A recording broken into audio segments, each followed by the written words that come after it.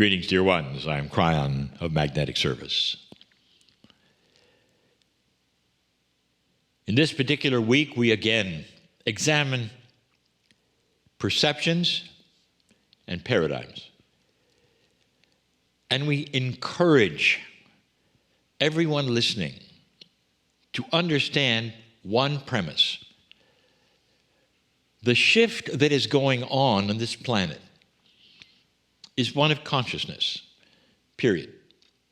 It's how human beings are starting to awaken to different kinds of thinking. It's a corner-turning event, you might say, in humanity. Socialists will see it, and someday it will be in books. And they'll have different names for it. But we just call it an awakening to integrity. But more than that is an awakening personally for every single old soul and person who wishes to watch this that is even not an old soul, because it starts to rewrite even human nature. Every single week in these channelings this month, we're bringing a little bit of a different subject. So far, you know what we've been covering, the perceptions on how you might react to certain things, or maybe even more, how you might be able to reframe certain things in your life so that you don't get the same results every time that you'd like not to. That's what it's about.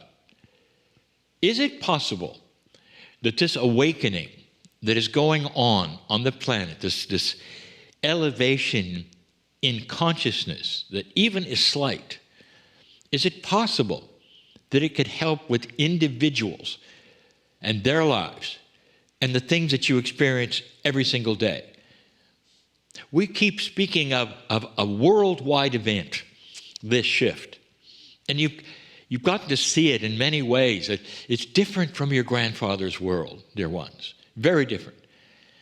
But now we're trying to pull it to you personally, to how you might be able to then reframe some of the things that you experience on a daily basis in your culture.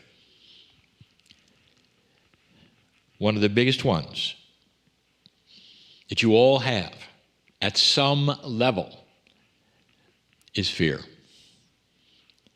Now, at another time this month, we were talking about worry. But it's even related to this time. The main thing is fear. You all have it.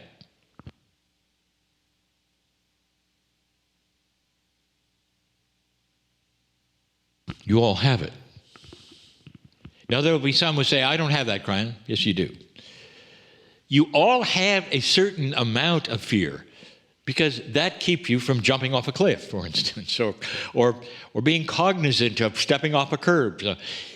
It's more than just being attentive to your life. It comes from a basic fear.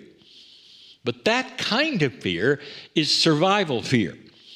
But sometimes that survival fear will overlap into manifested fear from what you think.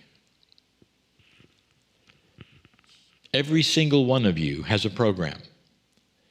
And depending upon what your parents did or told you or what happened to you as children, you are programmed to fear things. And these are the fears we talk about. There are some of you who are afraid of life. Not all of you. We have so many old souls who have figured this out. But so many of the fears today are because of your culture. You will call them survival fears within your culture. Example, fear of losing your job. It's a big one.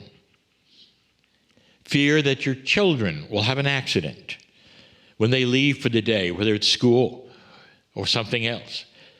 Fear that something will happen unexpected because you've watched the news and seen it. Fear that perhaps they'll be in an accident in traffic.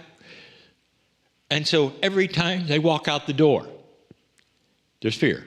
Now, some of you, again, don't have this. You'll say, now, wait a minute, Kryon, that's not me, but it's many people. Now, the ones who watch this particular episode and this particular channeling, you also have the option to share this. These channelings are all then repeated later in another place for free. And you can then refer to them if you choose. It's about those who fear life. What do? Before I came into my partner's life, he was similar to this. For there were many things that he had within the business that he had that would cause him anxiety and fear. And you might say, well, they were small things. To him, they were not small things. Any more than to a mother, a small thing is what's going to happen to their children that day. It's fear. And I'll tell you something, and that we have said before. Fear, anxiety, and worry will shorten your life. You just heard an excerpt today, planned for today, about the inner child. And that is one of the solutions, is to be able to create laughter for yourself, or funny scenarios, or things that you can reframe into something funnier than it is because you know better. How many of the fears that you have on a daily basis, like I'm telling you about, how many of those do you think you have created? You've created them to think perhaps that you're helping by being concerned, but it really is fear. And the answer is most of them. Whatever happens to the child that day happens. 99% of the time they come home. And they come home and you drop your fears because they walk in the door. What has that gotten you today? How was it for fearing today, Mom? How did you do? Knowing that you'd shorten your life just a little bit as they left the house. And that's what we're talking about.